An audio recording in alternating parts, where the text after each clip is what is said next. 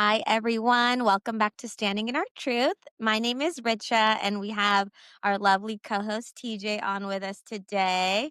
It's been a little bit of a break for us. We've been slowing down and kind of, taking the podcast episodes as they come to us. And so today was kind of natural. We took a break after the mommyhood episode, which is going to be posted shortly, hopefully this week or this weekend. And today we're going to talk about a topic that it's been coming up a lot while TJ's been on her maternity leave and while I've had some milestones come up as I moved and everything. And that is the topic of hustle culture and toxic work culture. And we started talking about it yesterday. We were, kind of doing some just work chit chat and plans for the future. And I was thinking about kind of like the world that we live in, it glorifies just overworking ourselves. And TJ and I, we talk a lot about being in this field where there is a lot of, praise around like answering after hours and being there for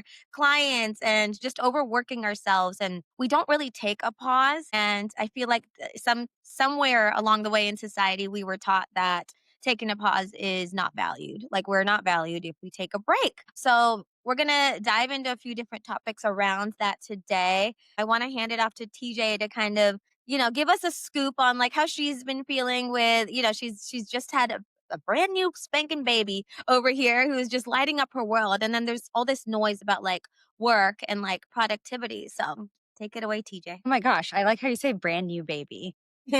She is brand new. And it's been a beautiful journey and I love it so much. Being a mommy is like a full-time job. And so when we were talking about me going back to work and getting back into it, I had promised myself I'd ease my way back in and I didn't. I went full force and it's just in my nature. And I almost feel like I'm not working hard enough if I don't hit my KPIs. And in order to do that, I'm available all the time, answering phone calls, talking to providers, doing all those things. But being a mom is part of my identity now. And so, what do I want to teach my daughter as far as work life balance? And we talked about the topic toxic work culture. And both of us, this is what I love about both of us. We had completely different perspectives on just the topic or the phrase toxic work culture. My initial thought was, oh, toxic work culture is bullying in the workplace or toxic relationships or toxic leadership styles, coworkers, colleagues, gossips, rumors, all of that. And Richa was like, oh, on the flip side, I think of toxic work culture as what she mentioned, which is hustle culture. Everything is urgent. Everything is life or death. And yes, we both work in healthcare where we're dealing with patients' lives and it is life or death. But we also have to set a boundary for ourselves so that we can protect ourselves and our energy so that we are able to give back. We both work for companies where, yes, they glorified and even were praising us for our availability and how we work on the weekends and all this stuff. Is that worth it at the end of the day? Like, I want to be present for my family. There's this fad going on right now, or just this popularity around trad wife, which is traditional wife. And it's this like glorification of women from the 90s, like having apple pie baked at home. My mom always had dinner on the table for my dad, the very traditional roles that a wife plays, the homemaker, right? And then that versus boss culture, girl boss, being a girl boss. I want to be both. Like, I want to be able to blend being a traditional wife and being a girl boss. We both have aspirations to start our own thing and be out there and own our own companies and have a voice like on this podcast. But at the same time, I want to make my house a home. I want to make it loving and family oriented for Ziva. And you have the same thoughts about this hustle culture versus being a traditional wife and a mom. Yeah, absolutely. And I love, yes, that we had very different views of the whole topic. And as you were talking, it reminded me a little bit about just our recent trip that we took together when we went to Marina Del Rey to a conference. So I was speaking at a conference and TJ joined to support me. And that meant so much to me. Like it literally just, it was the best thing ever that we got like a little girls trip out of it also. And I just remember, if I think about the trip, I think of TJ just like on the phone, handling clients, trying to just the work was insane, but she was still supporting me. And then she was like FaceTiming Ziva. And then she was like, "Oh, I have to wake up at like 5 and talk to these clients and I have to do this screening in the middle of this." So I just remember thinking, like, yeah, that is to me a girl boss and a really good mom and a really good wife because, you're supporting your husband and everything that you guys are doing. And but it was a little sad that my memory is like how much she had to like, juggle during that trip while trying to support me. So we do have to do it like all as women and not everyone does, but I feel like there shouldn't be any sort of devalue like if we see someone that is not able to do all those things, like that doesn't like decrease your value. That means that, maybe you're prioritizing a certain thing in your life at that time. Maybe you want to put 100% focus on your baby or you want to put 100% focus on yourself right now, and there shouldn't be guilt around that. But you did do it all, TJ, recently, and I'm like, I was blown away. I was like, wow, she's supporting me, she's supporting her kid, she's supporting her husband, she's doing it all. And I wonder, if like we were raised that way, like is this something that we were taught? Is this cultural? Is it like an illusion of like if you do not do all these things, that if we just do more, that we're valued more? And we talk about in a lot of our episodes about just like self worth and value and what we've been taught culturally. And another topic that's like, whoa, like blows you away that do we really care that much about our jobs and these things that we're doing? Or are we just trying to like give ourselves worth and, more self worth or an illusion of doing more? What are your thoughts on that? Oh my gosh, that's such a good point. I think it's a little bit of both, honestly. I think innately in both of us, our self worth is attached to achievements. We talked on our very first podcast episode of how we had to meet these milestones or we had to meet these like achievements in order for us to feel like we're growing or we're doing something for ourselves or we're making our parents and family proud. So I do think it's linked to cultural and just innate like work hustle and ethic that we learn from our families. Like both of our families were immigrants here. And so, I mean, you were born in India and you came here. And so our parents sacrificed so much, immigrating here, coming here with one suitcase and however many dollars. All I remember my parents doing growing up is working like nonstop. My mom didn't have a job where she had flexibility until I graduated high school. So, I saw that within my parents. And so, of course, what you see growing up, you kind of replicate. And so I thought in order to feel value and have value in society means I had to work really hard. On the flip side of that, I also think we both have not good enough syndrome. We have lack and scarcity mentality. And within the world right now and what's going on, a lot of that is being triggered for me. Like, what is happening in the economy? What is happening in the world? All the wars, people's rights being denied, And I think, oh my God, I have to hold on to everything because one day it may be stripped away from me. And what we both know is that whatever's meant to be will be, right? Like if, God forbid we lose a job here or a partnership fails, what we know is that like there's a reason for it happening and we while it sucks in the moment, we have to just pick ourselves up and keep moving forward while offering ourselves grace because that's that work culture again. Like we have Mhm. to stay productive, we have to be doing something, and like I can't even relax sometimes because I'm like, oh, I've got to be doing something, and I know you feel the same way. Yes, I was thinking about that earlier. Like, I left the house before our podcast to get I was like, I'm going to get myself a coffee because I want a good coffee today and I don't want to just make it at home. And I was like, oh my God, but I should be like, I had all these things in my head. And it reminded me, I was like, oh, this is something I want to talk about that. There's so much guilt when we do something for ourselves. So it doesn't hit me when if I plan something with friends, like if I'm going to visit you or if I have a family commitment or if it's something for Armand, but if it's specifically for me, for some reason, it's a waste of time or I could be doing something else or I should be contributing to my work or my house in some way. So I really realize that it's like deep rooted and cultural and it's come from before me. It's generations beyond me. I saw my dad, we like you said, we moved here and we're like we literally my dad had to get his license again, so he's working in a lab for his dental license. So we were like in a basement. My mom was working, teaching at my school. He was not there all day. They were not there because they were working. And then when I reached school, like the phase of actually having to be successful in school, it was like, what are you doing? Don't you have like didn't you just get a like A minus? What are you doing? Like shouldn't you be focusing on that? So I know it came before me and I know it's something I'm going through now as well. I mean, we're at the age where I feel like in our, like we're starting to realize things a little bit more deeper and reflect on them, which not everyone does, but I feel like you and I specifically, that's why we started this podcast because we are able to reflect a little deeper now. And so I started asking myself the question, like, how do I want to redefine success, like in my life? Is it really like the output, or is it like how will I take care of myself while doing it? Because I did not take care of myself while doing it. I've talked about this many times before, but I could get my master's, I could do whatever. I did not take care of myself. I was killing myself. I was not doing well.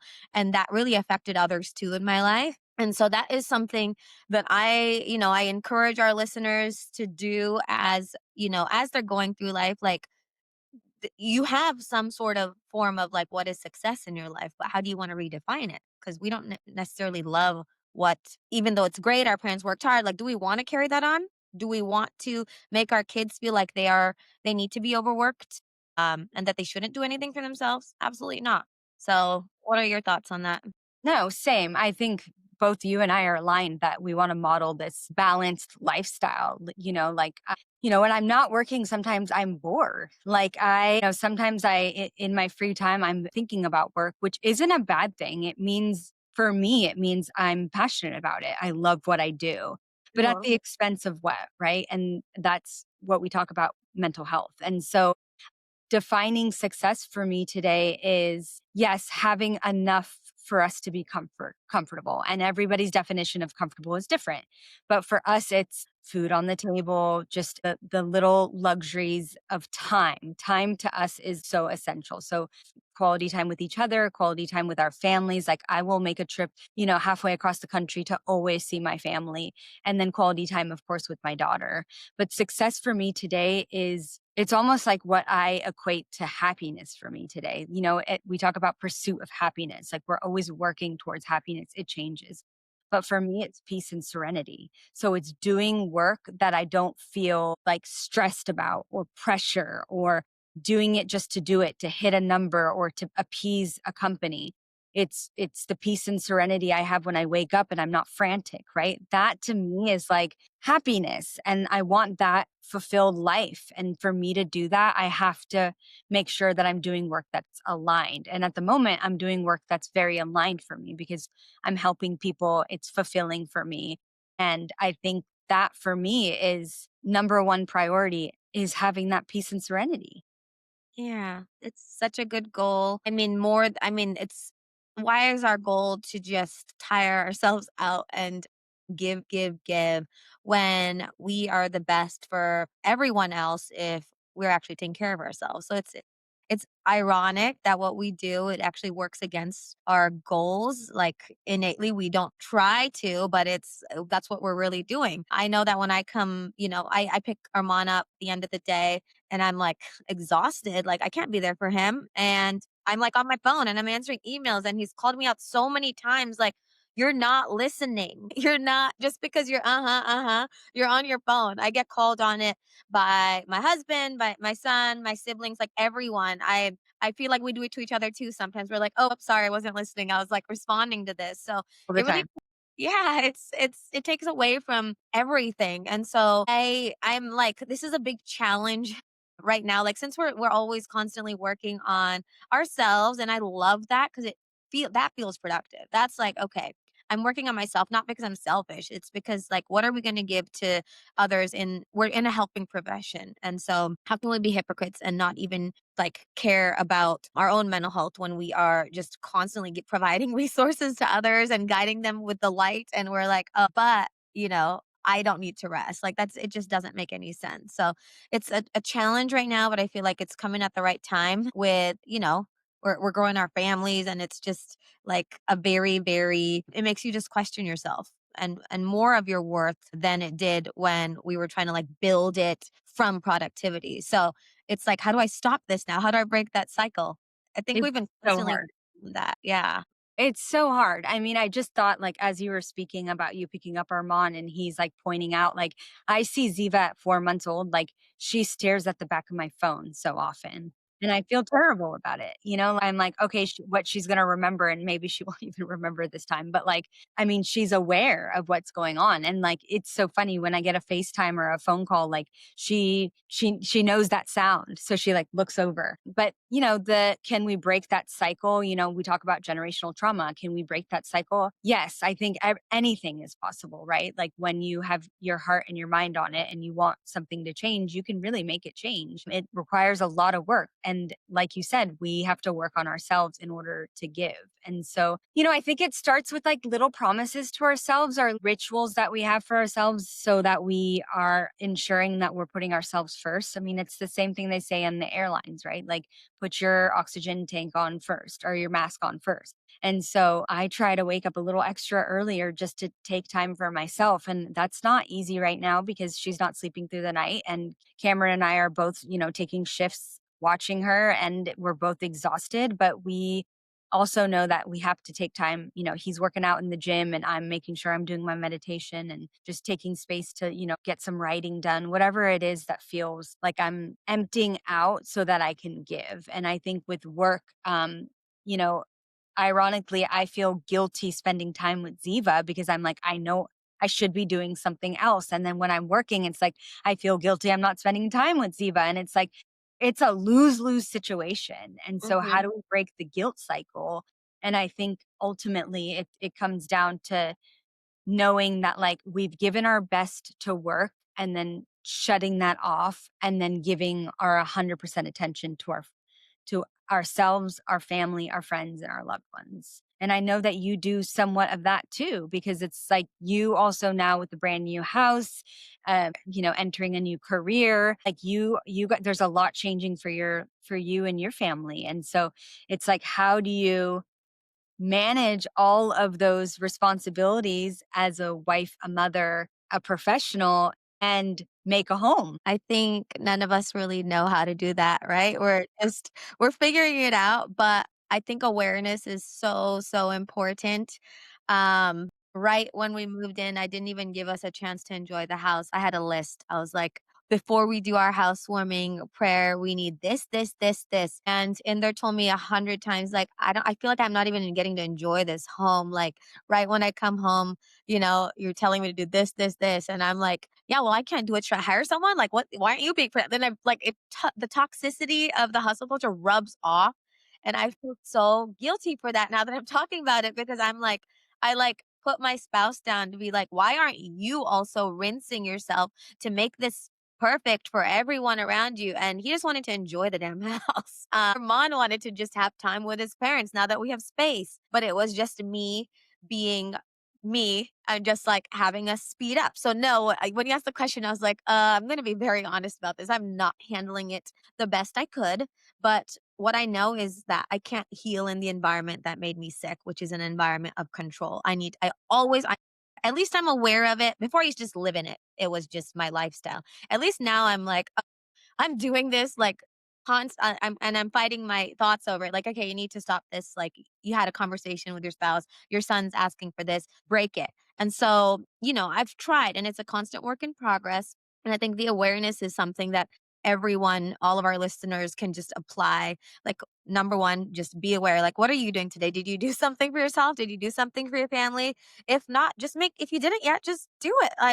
Like it's not a hard step to take, but just don't live in that world where you're constantly grinding and it gives you the illusion of some sort of control, and control equals value. And that's how it works in my illness.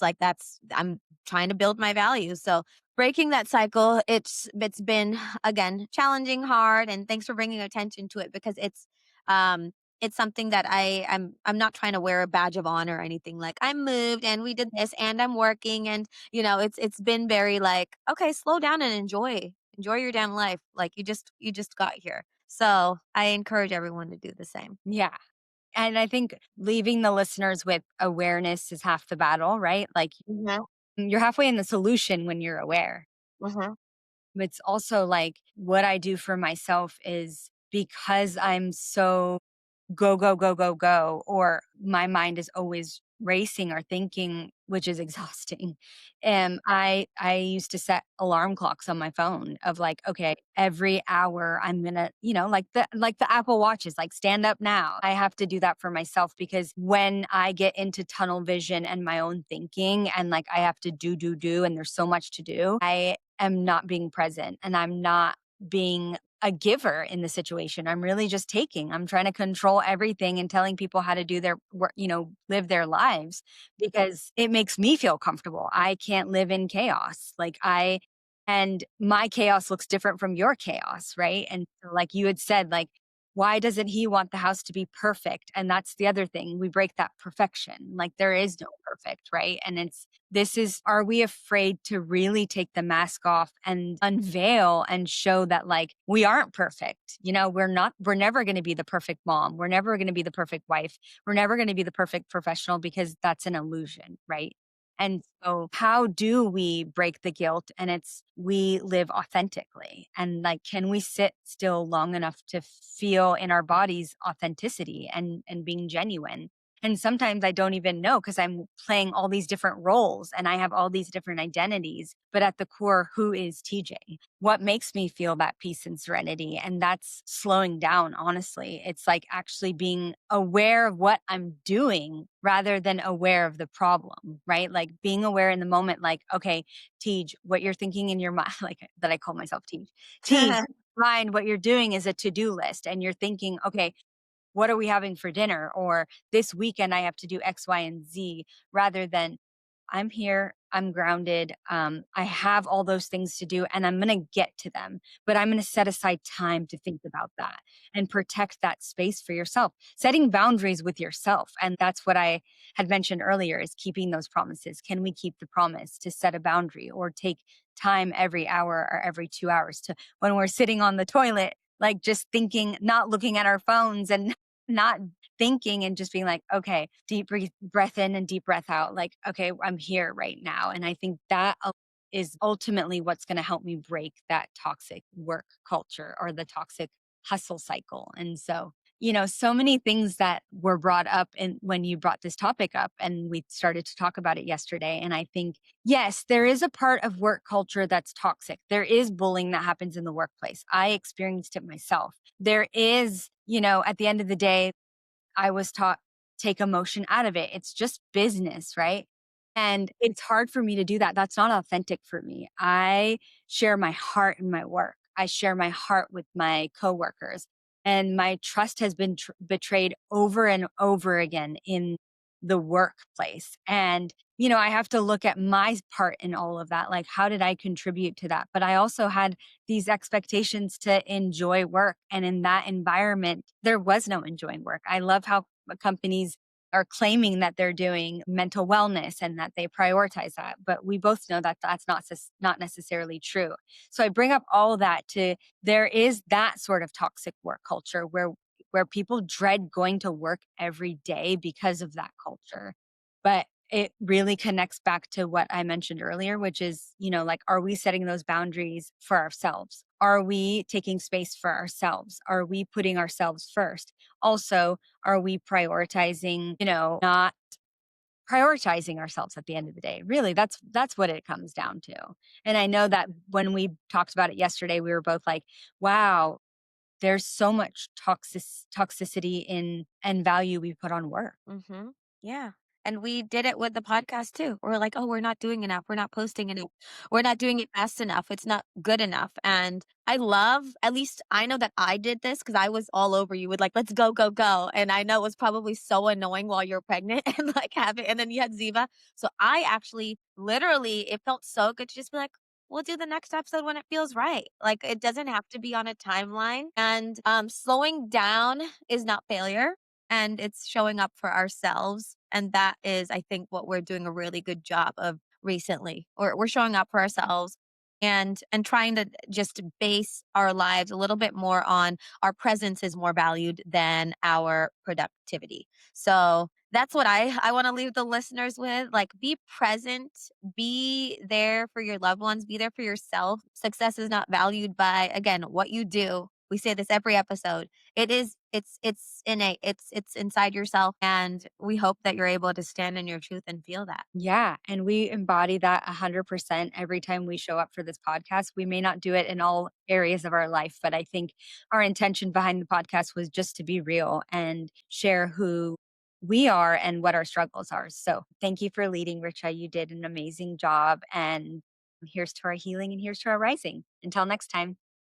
Bye. Bye.